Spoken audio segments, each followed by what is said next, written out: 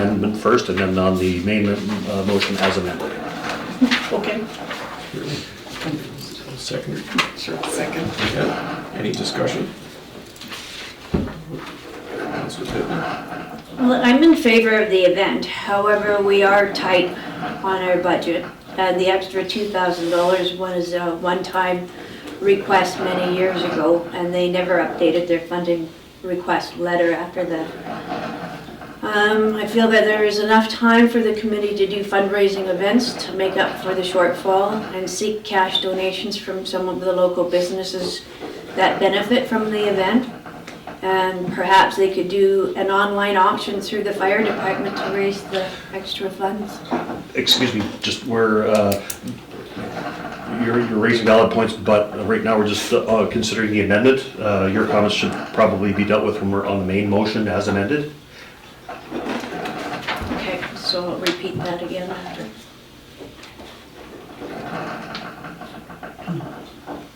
Councillor Peters. Anything? Well, no, I'm going to speak to the total motion. Okay.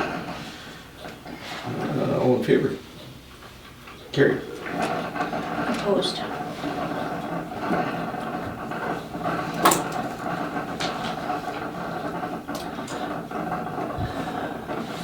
And the council approves, and I'll move that council approves all items as identified in February 3rd, 2020 correspondence from Mr. Elliott from the Cache Creek Graffiti Days Committee, and that any funding received from NDIT Fabulous Festivals and Event Grant be used to offset the village's contribution. And that grant is $2,000? Yes, 2,500, pardon me. Oh, okay. Up to 2,500. I'll second that. Discussion? So just for clarification, the grant that's in the budget line, it's not really a grant, it's a economic development budget line expense, is the $2,500. Yes, The $2,000 is what we would be considering a grant. yes. Thank you for clarification. Councillor Pittman. Again, I am in favor of the event. However, we have a tight budget, and the extra $2,000 was a one-time request many years ago, and they never updated their funding request letter after that. There is enough time for the committee to do fundraising events to make up for the shortfall and seek cash donations from some of the local businesses that benefit from the event. Perhaps they could do an online auction through the fire department to raise funds. If I could speak to that, please. Mr. Peters. A couple of things. The businesses that benefit from it have historically, since time the event began, have supported it financially in the way of donations of products, gift certificates, those kinds of things. So there is a contribution by the businesses. It is the single most beneficial event for both the businesses in town and for the promotion of our village. As to the possibility of reducing or eliminating some of the events, the committee's working on building the event back up after the devastation that the closing of the racetrack brought upon the event. The car counts went down to less than half of what they normally were in the years immediately following. Last year, with the addition of the races back in, the car counts are climbing again. As to the fire department, or the committee, which is mostly the fire department fundraising, they volunteer their time already as firefighters for our village, and they put a lot of time into this event, both pre-planning and the day of the event. They start at 7 in the morning and they work till most times almost midnight. To me, the economic benefit makes this, especially with the possibility of the NDIT funding reducing our contribution by $2,500, it means that our only contribution would be the $2,000. And to me, that would be a frugal investment and money well spent. Thank you. Further discussion? We have an active fire department with 15 members. We should have 25 ideally. And so we're down about 10 members. We're fortunate to have an agreement with Ashcroft to cover during the times when we don't have adequate people power in our community to protect us against fires.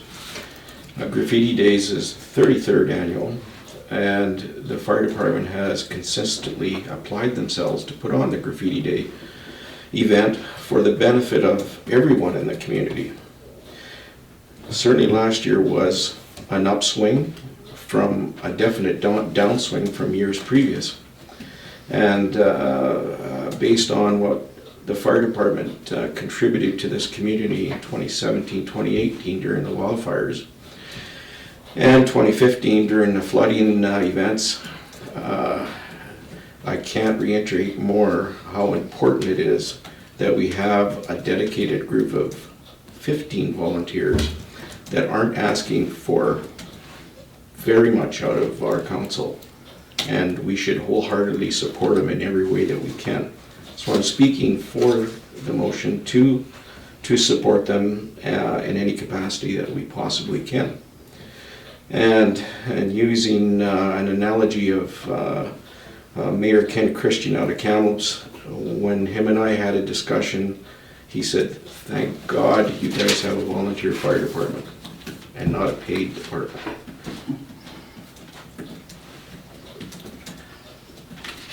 All in favor? Carried. Opposed. Love Northern BC. And Councillor Coomber. We did deal with this back in November. We passed it, actually. Councillor Peters moved and Councillor Defoe seconded, and we approved it, so it's here by mistake. But I will mention that we haven't heard from them, even though we've sent in all the paperwork. So I did write to them again today, and the manager of the program apparently doesn't like email. She wants me to phone her, so I'll be talking to her tomorrow. That's a little backwards. It's NDIT. Are you willing to stand as the community champion, Councillor Coomber? Yes, I am. Thank you. I think she was already She voted already into did that. Yep. Well, I wasn't sure whether she changed her mind. She Well, was- the longer it goes. That was why I asked. Budget and Administrative Services, Councillor Peters and Councillor Coomber. No meeting, no report. Policy and bylaw review, myself and Councillor Peters. I move that we lift the motion from the table and I move that we lift the water amendment bylaw, motion for water, approval of water rate amendment bylaw number 813 from the table. Second. Discussion. Because there were changes made to the bylaw since we initially gave it first, second, and third readings, that's why I'm voting, requesting that council defeat this after bringing it back to the table. I just thought of it now. The proper wording should be to rescind that bylaw, except that it wasn't actually adopted yet. So I'm not exactly sure of the terminology to use. This one was a little problematic. But if you bring it back to the table and it gets voted down, then it becomes an open book. We can bring it From up. her on. Yeah. And is that a better way to do it than to amend the motion to, or the bylaw to It's- reflect? It's a lot cleaner in the corrections? minutes. It's a lot easier to follow in the minutes. Thank you. All in favor? Or do you have a question, Councillor Coomber? Sure. Yeah. No. It was just that we tabled it for something. What was the, Yeah, we It was did review the the- connection and Yeah. disconnection Yeah. They fees. wanted to talk to Yeah. Public Works to see how much time was involved. right. So you've lifted that motion from the table. We have to put it to a vote, and Oh, okay. I'm recommending that we defeat it and then bring it back for second and third readings with the new rates. With the corrected rates. Yeah. And I believe you highlighted the changes in the, It should be in bold, yes. yeah, in bold. So the administration, or the connection and disconnection fee, Yeah. and the after hours fee. On page 11. So we're about to defeat it. That's my recommendation. Do we need a new mover and seconder? No, the motion is already on the books. It's been lifted, now been lifted from the table, so the motion was made by Councillor Peters and Councillor Coomber Okay. at the last meeting. Any further discussion? I'm confused.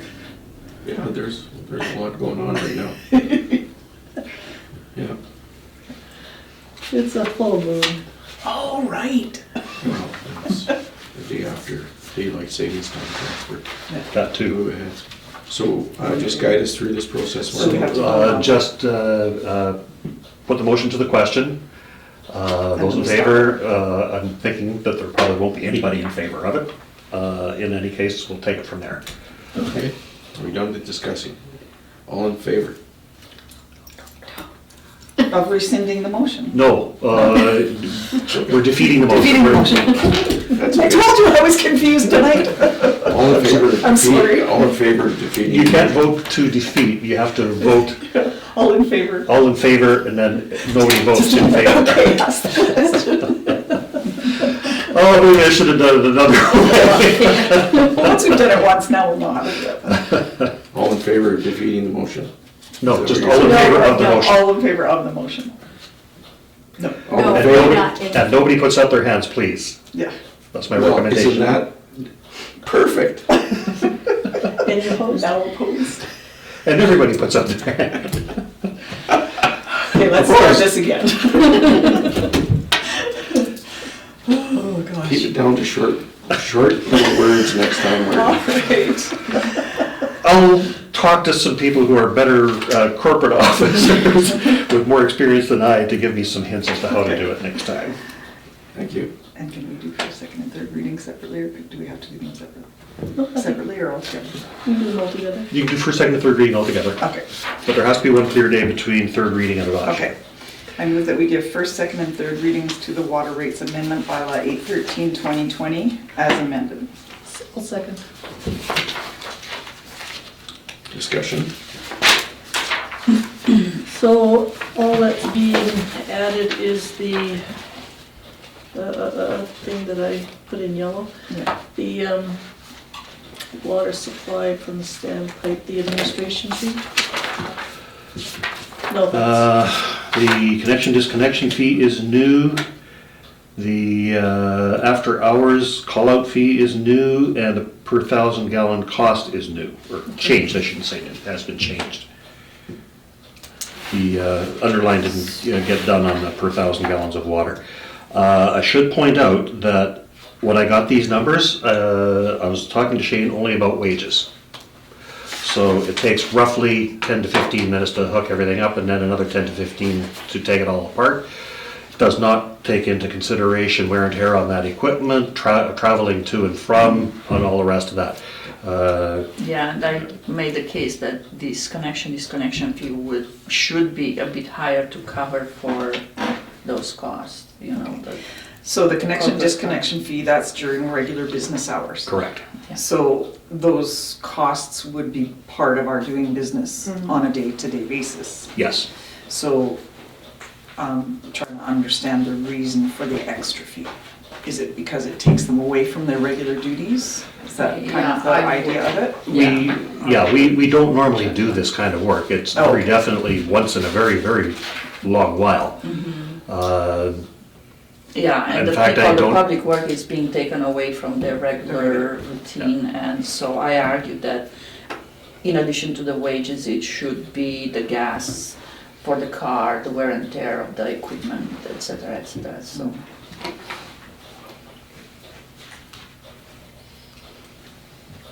We'll have questions after, Paul. Okay. Yeah. So our changes are only on what numbers here? 4A and 4C. Oh, okay, nothing on the back now? No, No. Okay.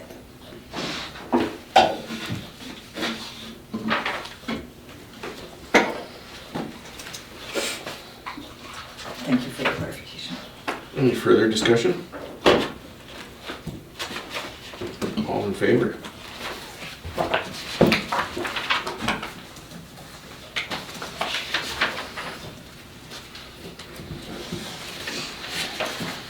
Zoning amendment bylaw 814.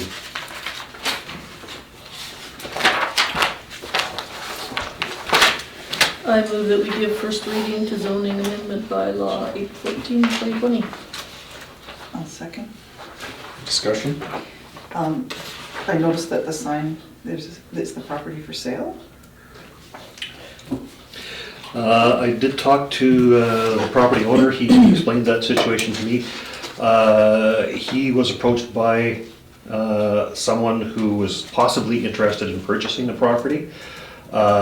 He did not want to deal with that himself, so he had it listed. Subsequent to that, I don't know at what point that offer, it wasn't even an offer, that expression of interest fell through. He felt that he would leave the sign up. I don't know whether he has any real intent to sell. It's speculation at this point. He wants to continue on with the zoning bylaw, thinking it may help to sell the property. And another question on the logistics of the zoning. So currently it's C1, which is straight commercial. Yes, The zoning amendment is to do C5, which is a combination. mixed commercial and Mixed residential. commercial and residential. If somebody buys the property and wants to just do commercial, is that covered under C5 or would it have to be another zoning If you amendment? read the text of the bylaw, that's covered. Okay. Sorry. Any development on this is point number 3 there. Any development on this property must include commercial premises and may include residential premises. May, okay. So going forward with the zoning bylaw change would actually be advantageous for the village because Yes. we'd rather see some residential put into it. So, as far as I'm concerned. Otherwise, the C1 doesn't allow, Residential. it's just No, for it- what is C1. The only residential allowed in the C1 zone is a manager's residence. So that would be like a motel or something? Yes, yes. Further discussion? All in favor? Sorry, just wanted to raise one point. In our official community plan, there is one of the points in there that we should be encouraging mixed commercial and residential in the downtown area. All in favor? Carried.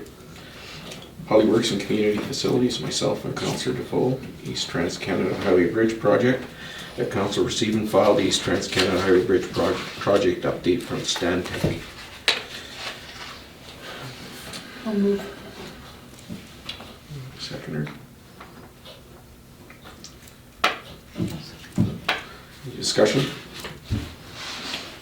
It's nice to see that the proposed dates are still within the 2020 calendar year. Yes.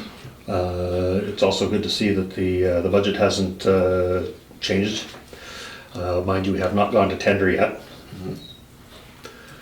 But it's definitely looking a lot better than it did this time last year. Excellent. And the tenders are all taken care of by Stan Tech. Yes. Village Services and Liaison.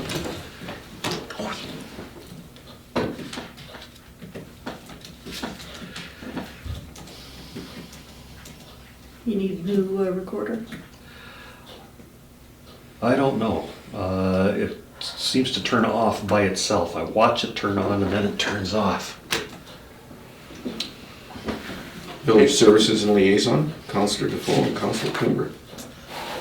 Wellness and Health Action Coalition. I would move that council receive and file the final report from WAC. Second. Discussion. Councillor Peters had your hand. No, I was seconding. Okay. Go ahead, Councillor Coomber. When I first saw that, I thought, oh, what's happening to them? But WAC was a subcommittee of the Community Resources Society until last September, when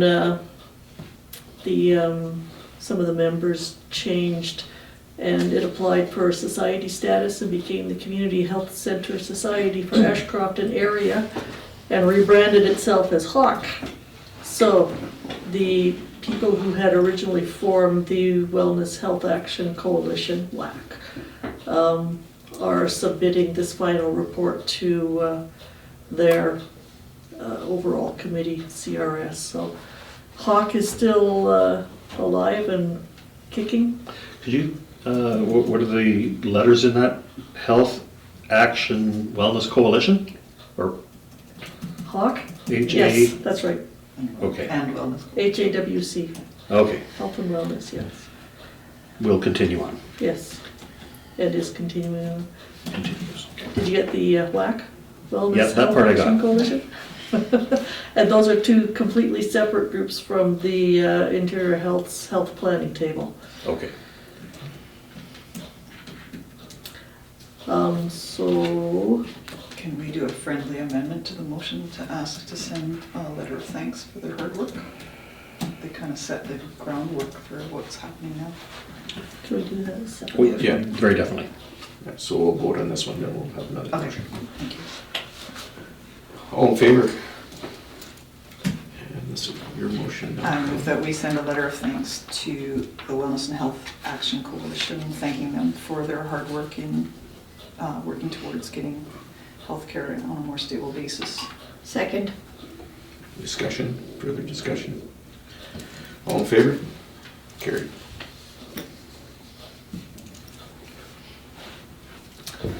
Okay, Desert Sands Community School Bursary. Recommendation, I will move that council approve a $500 bursary as we have done in the past for a student. I believe that is a Cache Creek student graduating in 2020 who will be attending a post-secondary institution within 1 year of graduation. And shall we make the second part of the same motion? Second part being, and the council designated member. No, that would be really a separate topic. Okay. I do have one comment before we put that motion to the question though. That's, I'll second the okay, motion. thank you. Discussion? I received an email from Carmen Ranta. Sorry, I didn't have a chance to get a copy and circulate it to council. She raised a point that I thought council might want to consider. That one of the criteria we may want to add to this is that the student has volunteered and or worked for the village of Cache Creek. Yeah, there's a page missing on the sponsorship questionnaire. It's in here, because Oh, there is too. I fill it out for Lions, so I know what it looks like. And I believe on the second page is where you do any extraordinary criteria that you ask. Yes. So I'm not sure whether we had that. I'm not even sure that it has a resident of Cache Creek in it. I would assume that would be a given. And I believe what we have done in the past is that preferential, not that it must be. Yeah, it depends So on the who money does applies. go to too, someone. Yeah, Yeah, because you may not get anyone from Cache Creek that applies. exactly, yes. Further discussion? All in favor? Carried. So I believe have the forms been sent in yet? No, So that- I'll make sure that that Confirm information this. is put in there. yes. Thank you. Okay, we have a third. We don't need to make this a motion, do we? That doesn't it? No, It doesn't, yeah, it does need to be, no. it should be a motion, yes, you're designated somebody to attend, so it needs to be a motion. Don't talk- I was on to number 3. Okay, The council designated a member to attend, we need a motion for that. So, Doesn't the mayor normally do that? no. Not necessarily, no, Mayor Talarico was not able to do it last year, and I believe Councillor Coburn did Yes. that. actually in the past. So Yeah, I will make the motion. We're still on that stage. I'll second. Discussion? I will not be attending, so any I'll other? be there on behalf of Lions. I can do Village 2 or when you can do it again. Will do. Thank you. As chair of that, well, as co-member of that committee, Somebody clapped for me, so I was encouraged. Right on. Dang, I created a monster. Any further discussion? I was enabled. All in favor? Carried. I was asking if this needs a motion. Council consider providing feedback. Oh, no, just general comments to me that I will pass on to Mr. Flett. And I have are we on to that Yeah. topic now? We are. All right, I did have a follow-up email from Mr. Flett with 2 more different layouts. So at this point, he doesn't know exactly what it is he wants to do. He's just looking for his counsel in general in favor of this, before he goes through the time and expense and effort of putting together any kind of a zoning amendment that he might need to do. I just have a couple questions. So the property, just to make it clear in my mind, when you go up stage, there's the modular home and then an empty field that burned last year. It's that field. That's correct. And north of the proposed modular home development. Okay, the end of proposed stage. development for the modular homes is, here's Stage Road, and it's this parcel Yeah. here. His is this parcel here. Okay, So, that's what I thought. to the northwest. Yeah. And from the description so far, but I guess from what you said about the additional emails, that it would be a similar to Lopez Creek. Very similar. So His, kind of be an extension. of he that. talked to an engineer who felt that stormwater could become an issue with Yes. plans on our agenda.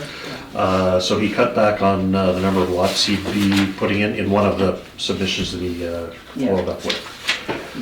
Having Water and trumped sewer, over that. according to the engineer, True Consulting, would not be an issue, but stormwater could be with that particular layout. Yeah, because having trumped up all through there, there's great ravines that are water formed pathways up in there, so I don't know. It sounds to me as though council is generally in favor of the idea. Yeah. All development is good development as far as I'm Well, Well, within reason, within reason, yeah. I think a few people are going to miss their daily walks though along the pathways. That's gonna happen already with the With the other modular one. home Yeah, same thing. development. Then again, we need to make sure that we have adequate access to the reservoir. No Yes. matter what goes in that area. Yeah, for both of those developments, we'll have to make sure of For that. both. Yeah.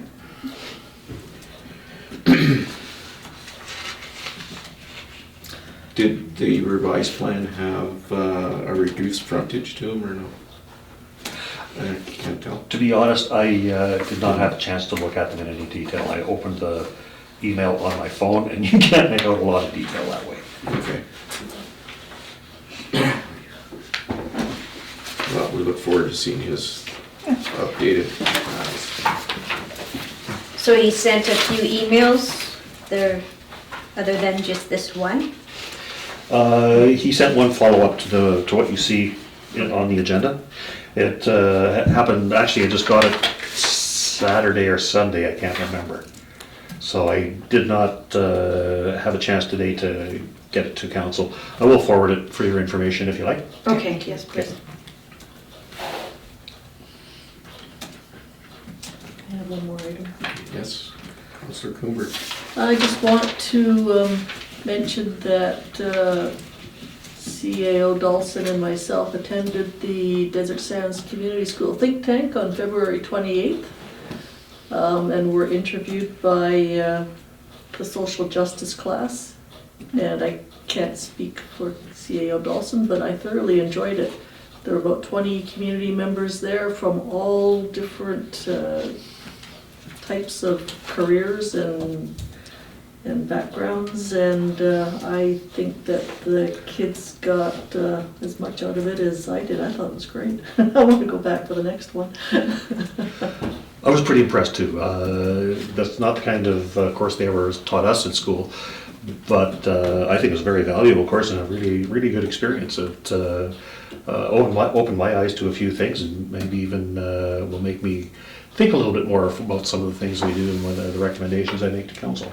Yeah. And if they hold more of these, I hope it will help maybe get some of the students thinking about maybe running for council in their communities. One idea that did come to my mind, and I mentioned it actually to the second interview I gave, was that UBCM, I believe it's UBCM, sponsors mock council for students. And we may want to look into doing something like that this year. Well, and did Ashcroft not have, what was that program under? Vivian McLean was, she was at UBCM. I think Sponsors. Silva sponsored it. So this one, yeah, I think you're right, I think it is Silva. So that's something too that the village of Cache Creek might look at, mentoring somebody in that way and get them. Yeah. The more you can engage youth in policy making and the understanding of the rules, the more likely we are to be involved moving forward. I think it's great. Thank you for attending. Absolutely. Any further? Protective Services, myself and Councillor Coomer. No meeting, no report on mine.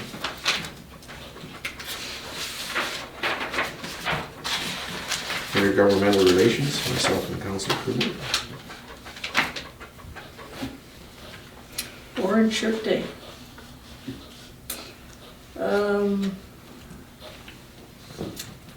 I guess I'll make a motion so we can discuss it. I'll move that council direct staff to send a letter to Parliament in support of the private member bill for Orange Shirt Day recognition. We have a seconder. Second. Discussion.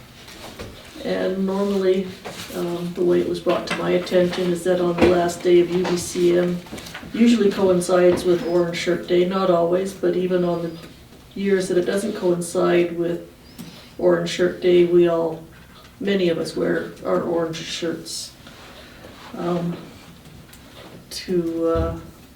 as a recognition for the residential school survivors.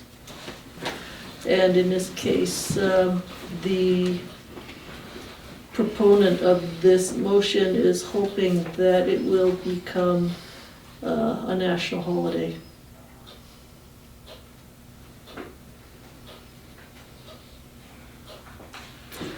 So when would that be? It's September, maybe the end of September is generally, I can't remember the exact date. I think it's around the 28th or 29th. Further discussion. Yeah, I only wanted to comment that it takes a long time to work something through Parliament, so it's unlikely we'll see it this year, even with significant support. Even if Parliament in general is in favor of it, it could take quite a while. Well, he says in his letter that it was brought up in 2017 by another MP, but it was killed on the floor this year. So September 30th. Yeah, and again, things could die on the floor for a variety of reasons, not Yes. necessarily that they're voted out or not voted in, I should say. If the orders of the day are that business finishes at a certain time in Parliament, it finishes right then and there. And anything that's left on the paper and not dealt with has to get, is just Like isn't dealt with UBCM. anyway. Yeah. yeah.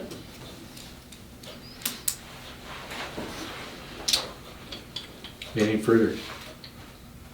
All in favor?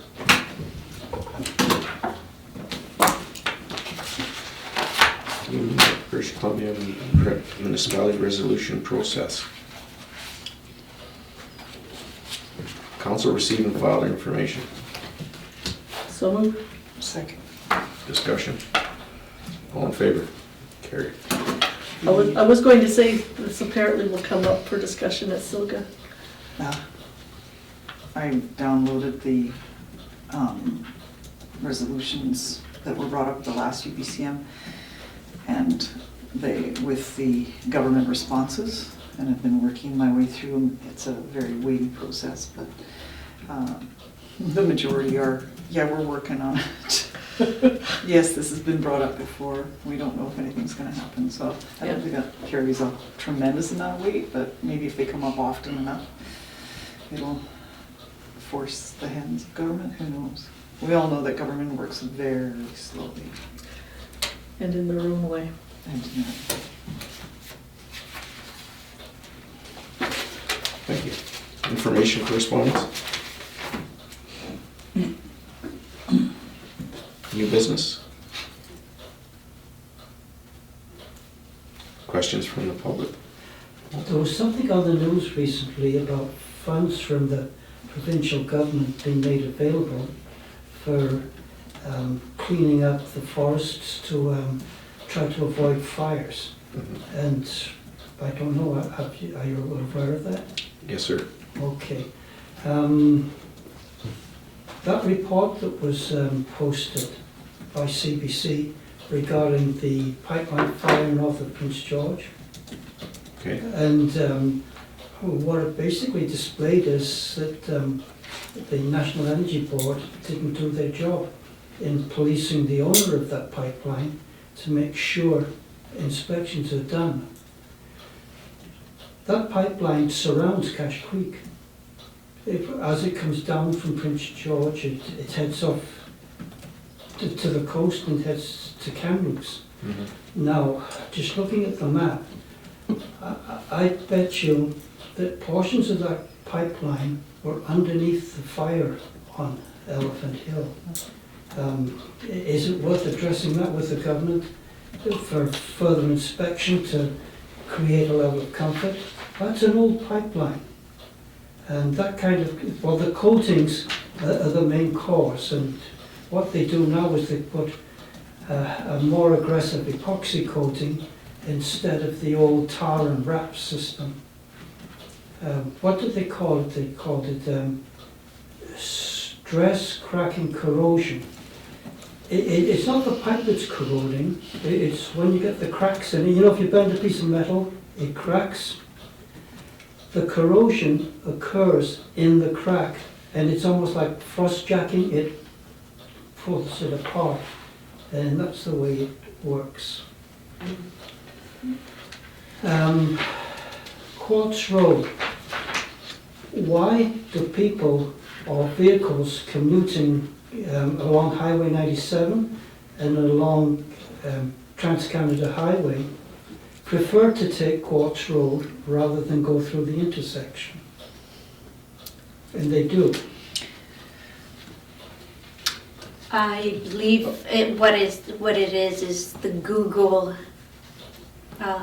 direction shows that as a shortcut for travelers. When you go onto Google, they show you that as being the shortest route. We should get that cleaned up, right? I mean, it doesn't work. Now, another issue with Quartz Road is the machine shop.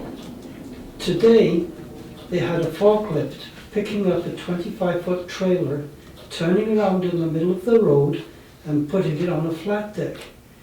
What's happening is that Quartz Road has become an additional area for the machine shop. If you're going to do something like that with a piece of equipment, to play by the rules and workman's safety, you have to block that highway off. You have to have flag people to make sure that nobody is going to wander on the road to protect them. They just got one man in a forklift, he picks up the trailer and, well, we own the road, let's go for it. And if you're walking along that Quartz Road is a pedestrian, which many old people do, they don't put up the required welding screens to protect people's eyes. If you perchance look into that fabrication area while they're arc gouging or welding, it's mandatory under workman's safety to have screens around when you're doing that kind of activity, and it's not being done. That crane on that thing is for picking things up and putting things down. It's not meant to hold things in the air for weeks on a time. Well, a load like that on a crane winch destroys the gears and they break away. We don't have any responsibility for what happens behind their fencing. No, What we can do is address possibly your concerns that you have along Quartz Road. Mhm. So, That's it? thank you. Anything further? No? Questions from the press? No. Okay, then we'll have a motion to move to the closed session. So moved. Second. All in favor? Carried. Thank you.